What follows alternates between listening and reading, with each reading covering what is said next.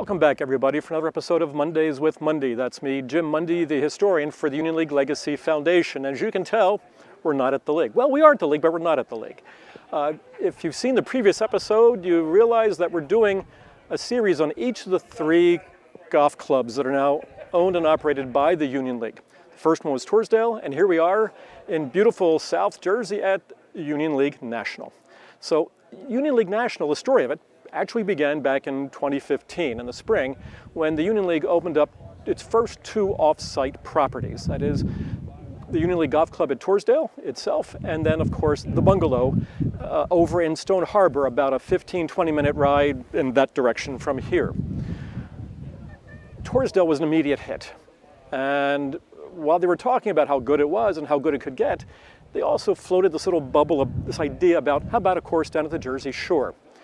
And after that, the league, being strategic as always, conducted a survey among the membership, and they discovered that approximately 1,800 members had a house, a summer home, in Cape May County, New Jersey. And Cape May County, and the north end starts with Ocean City, and it goes all the way down to the south end to the very tip of Cape May itself.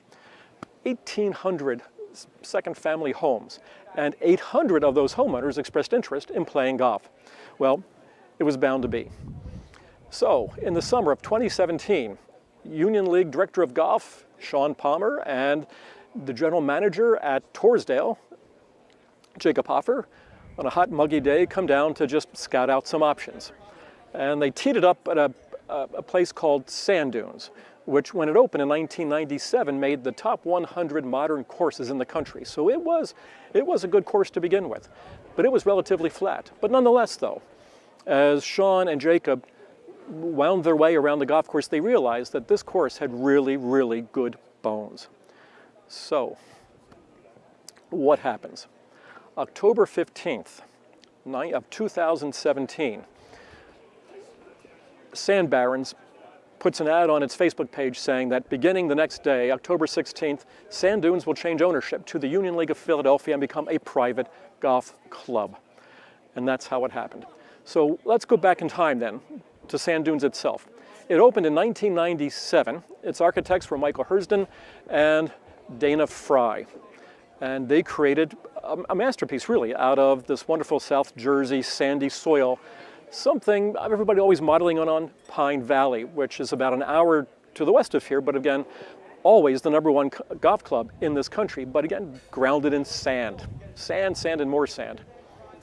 So Hersden and Fry then created this modern golf course that was very, very successful. But as time went on, golf became a little less popular, shall we say, and that was when the Union League realized that it had a market within its own membership for an additional golf club. So the Union League acquired Sand Barrens in 2017. They allowed it to remain a daily fee course until December 16th of that year, when it shut down, and they did some minor tweaks, if you will, some little renovations here, some renovations there, because things had happened over the course of the last 20 years. Greens had gotten smaller, fairways had gotten narrower, tee boxes were lost, trees were cut down. You kind of get the picture. So they had to do some things to make it playable. And the course, under Union League ownership, reopened on May the 27th of 2018 for play by league members. At the same time, the league is hiring another golf design course called Global Golf Course Designs that featured both Dana Fry and his new partner, Jason Straka. And what they did is breathtaking. It is remarkable. And this is no longer a flat course. As you drive around the course, if you're in a golf cart, although I would encourage people to walk it, it's a beautiful walk, it really is. There is a difference of 90 feet in elevation from the highest point to the lowest point. And the major design change has been something called the Big Fill. So over my right shoulder, if you were to look over the lake and down the lake and into the center of the golf course itself, and this golf course is 263 acres big, you'll find a hill called the Big Fill. And it was not there when the Sand Dunes was here. It's all been done by man. Mother Nature had nothing to do with it. It's completely man-made. It is at its height about approximately 80 feet tall. It covers 45 acres of ground, to give you some idea of how big this hill is. And buried within this hill are different complexes. So there are 8 tee box complexes, there are 9 green complexes, and fairways running along 7 ridges that emanate from the top of this fill itself. So it's an integral part to the course redesign done by Fry and Straka itself. In addition to having such a physical impact on the course and changing the course itself, they also did something in terms of native vegetation. By the end of 2024, this course will be completely covered in nothing but vegetation that is native to South Jersey. So there are 13 new species of plants, grasses. There are wetland plantings as well that are going on all over the course itself. Over 1,000 trees have either been replanted or moved, especially as they form those ridges coming off of the big fill itself to reinforce the fact that it looks as if nature put this giant hill there in the first place itself. So they've added waste bunkers, they've taken some away. The ones they've added, they did for strategic purposes in terms of where your golf shots go, where your second shot goes next and things like that. They've reintroduced a lot of new tee boxes. Obviously, the greens have gotten bigger, more to their original size. It is just, what they have done is just nothing less than spectacular.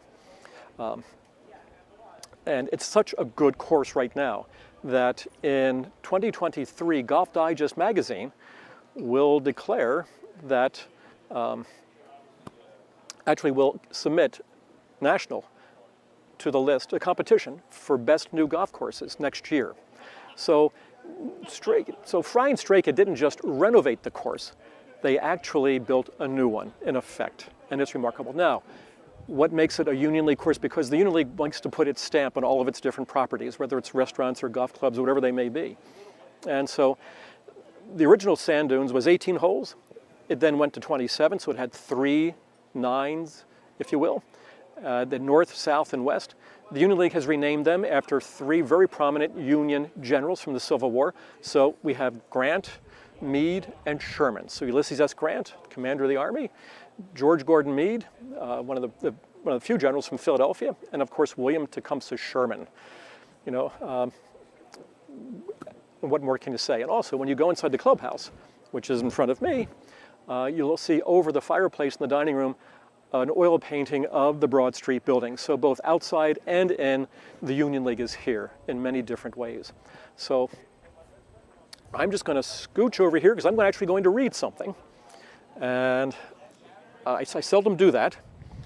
But in this case, though, to give you some idea of just how successful this place National has become, I want to read something to you. All right.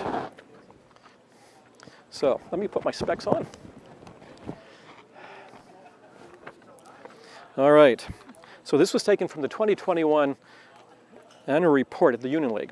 So the Union League National Golf Club. So in terms of golf itself, just last year, there were 18,903 rounds of golf, which is the equivalent of 136,102 miles traveled between the 3 nines, Meade, Sherman, and Grant. There were 6,422 rounds caddied or four-caddied. There were 11,742 cart rounds. Amazing. There were 1,207 golf lessons provided. Merchandise, the pro shop, sold $649,000 in merchandise in 1 year. 2,840 golf shirts were sold, 1,732 hats, and 3,172 sleeves of balls. Folks, this is a success story beyond success stories. Food and beverage. After all, we do have a wonderful clubhouse. So there were 6,916 bottles of Gatorade sold last year. Gatorade, probably after a cold beer, a golfer's best friend on a golf course. There were 811 hot dogs served from the Airstream because way out on the course on the Big Fill is a level part that houses an old Airstream trailer, and it's used as the halfway house, if you will. So that's where they were selling the hot dogs. Geez, wait to hear this one. 928 lobsters courageously gave up their lives so that they could be turned into 1,456 lobster rolls enjoyed by members, their family, and their friends. God bless lobsters. And we're not even in Maine. There were 712 bottles of Tito's vodka, which fulfilled the transfusions and every other alcoholic drink that you can imagine. And of course, we talked about beer, right? 6,370 draft beers were sold, with the equivalent of 1,990 gallons of draft beer. It's like, holy cow. So there isn't anything not to like about Union League National. It is just a remarkable place. And even if you're not a golfer, come down to the shore and see it. You can, stay at Avalon Stone Harbor nearby, 15, 20 minutes away, eat at the bungalow, come here, enjoy and just enjoy the golf course. Just maybe let you walk around or take a golf course out.